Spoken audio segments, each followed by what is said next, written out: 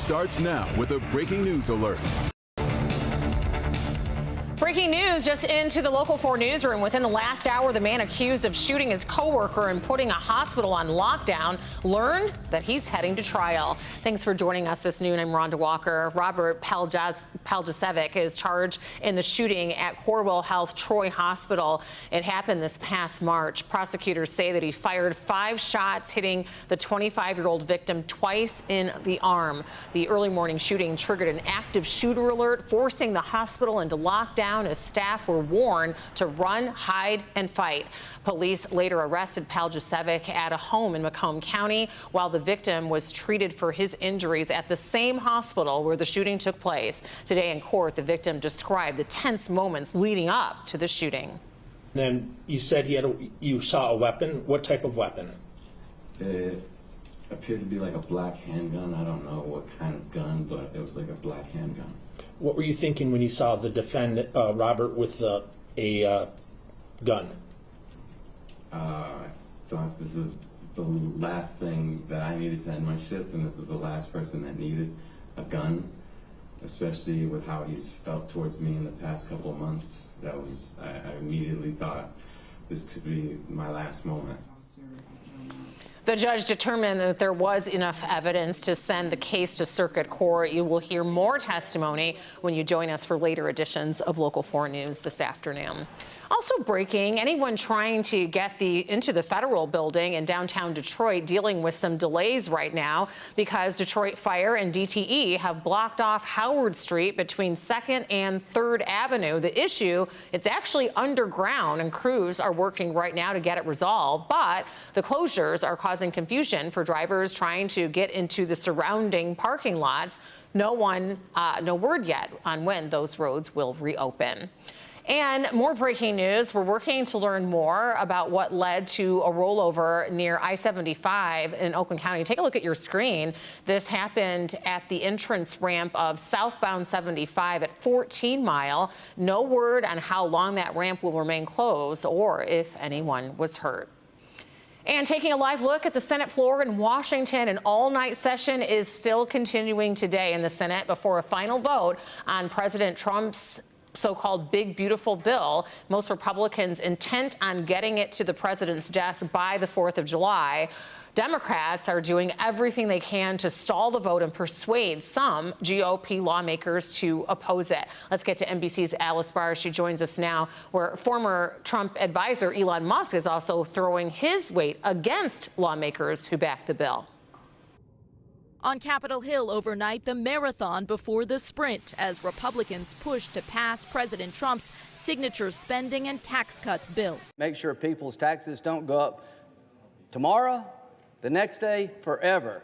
The president working the phones. I think in the end we're going to have it. While senators set a new vote-a-rama record, introducing unlimited amendments before a final vote. We have before us a bill that gives tax breaks to the top 1% that will be paid in cuts to Medicaid, SNAP, and more. Proposed changes repeatedly shot down, including one from Republican Susan Collins, to increase taxes on the ultra-wealthy in order to boost funding for rural hospitals. When these facilities close their doors, the people they serve are often left behind without access to health care. Democrats say Republicans are creating the danger to rural health care through Medicaid cuts and not going far enough to fix it. It is a Band-Aid on an amputation.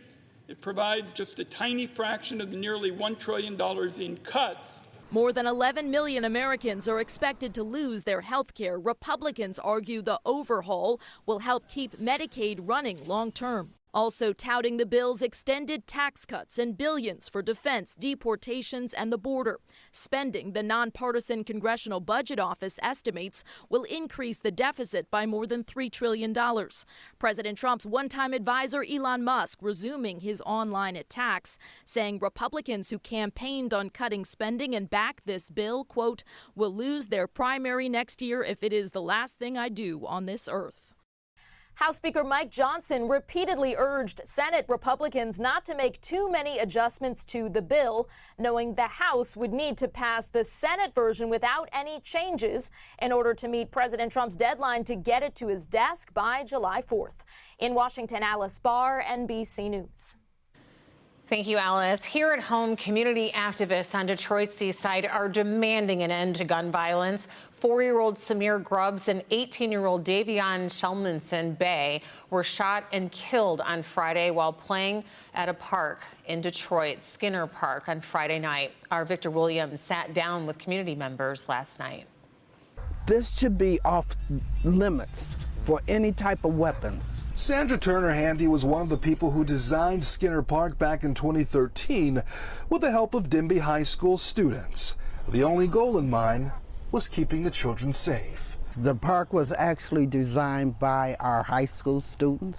What they told us was, don't put the basketball court near the street because people are going to come by and talk stuff and things may escalate.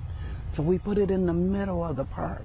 So putting the children's playscape by the only open street was a safe thing to do because nobody's going to harm a child. That's what they thought, so you can imagine the pain and trauma learning that a 4- and 18-year-old were shot and killed in the very same place where these kids weren't supposed to have to worry about stray bullets. I cried because I knew that the whole idea of this park was to create a safe space. The pain is still very fresh for many mothers and grandmothers in the area, including Michelle Goss. I do have 6 grandchildren, and my youngest is 2. And I think about where else should he have been besides a park? You would never dream of a kid coming to a park and not going home. Multiple groups are now working, going the extra mile in hopes that they'll never have to experience losing another child because of violence. Everybody's at the table, and we're going to figure it out.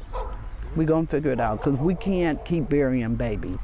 Victor Williams, Local 4. Isn't that the truth? Thank you, Victor. And a man charged in a string of sexual assaults is trying to get his bond lowered. According to the Wayne County Prosecutor's Office, DNA evidence links 51-year-old Akita Dudley to 3 assaults between the years of 1997 and 2004. The sexual assault kits in all 3 cases were untested for years. Dudley is due in court today for a bond hearing. His trial is expected to start in December.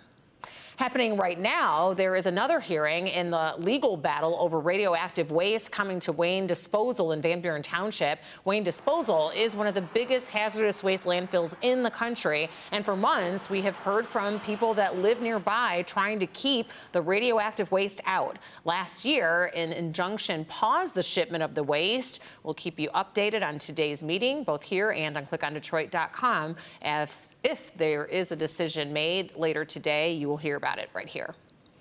Over to New York, where jurors continue deliberations today in the criminal trial of Sean Diddy Combs. Yesterday, jurors sent a note to the judge specifically asking about drug transportation, one of 8 predicate crimes under the RICO conspiracy charge Combs is facing. If convicted of RICO, Combs could get life in prison. The Department of Justice is charging hundreds of people in what it's calling the largest healthcare fraud bust in department history. The investigation, known as Operation Gold Rush, uncovered nearly $15 billion in false claims and seized more than $245 million in cash, luxury vehicles, cryptocurrency, and other assets. State and federal prosecutors have charged more than 320 people in the bust, including suspects based in Russia, Eastern Europe, Pakistan, and other countries. These criminals didn't just steal someone else's money. They stole from you. Every fraudulent claim, every fake billing, every kickback scheme represents money taken directly from the pockets of American taxpayers who fund these essential programs through their hard work and sacrifice. Nearly 100 licensed medical professionals were also charged, including 25 doctors. People who take Zepbound could find out that expensive drug is no longer covered by their insurance. The FDA-approved weight management drugs will no longer be covered by insurance plans managed by CVS Caremark. The pharmacy benefit manager says the move will drive competition and lower drug prices. Other options like Wegovy remain covered. CVS Caremark approved the change despite Zepbound's proven effectiveness for adults with obesity or who are overweight since its 2023 FDA approval. The Grosse Ile Parkway Bridge is back open to traffic. There are some changes, though. The speed limit's been lowered to 25 miles per hour, and drivers will notice new speed humps and signage. According to the Wayne County Department of Public Services, slower speeds will protect the bridge. And being near water sounds like a good thing on a sunny day like today, Ashley. Absolutely. I mean, definitely feeling like summer on this July 1st, and we're going to take those seasonal temperatures through the next couple of days paired with some sunshine. So let's start there. Satellite and radar showing how we push that rainmaker, that cold front that swept through yesterday off to our southeast, and it's even taking those clouds with it. So we do have clear conditions because satellite showing where that cloud cover is and not much cloud cover across the area. So just a few little wispy clouds out there, but otherwise the Honolulu blue skies over downtown Detroit. We sit at 83 degrees in the city, 82 in Ann Arbor, 80 in Pontiac, and 84 in Monroe with a west-northwesterly breeze right around 10 miles per hour. And so we will warm up a couple more degrees before it's all said and done. We'll be right around 85 for that afternoon high. And we will hold on to clear skies for a while, too, which means those temperatures will be dropping into the 60s tonight. And boy, will that be refreshing as we will be able to open the windows through the overnight. But temperatures do begin to soar as we head in the weekend. We could be back into the 90s. We'll talk about that, plus your holiday forecast in just a few minutes.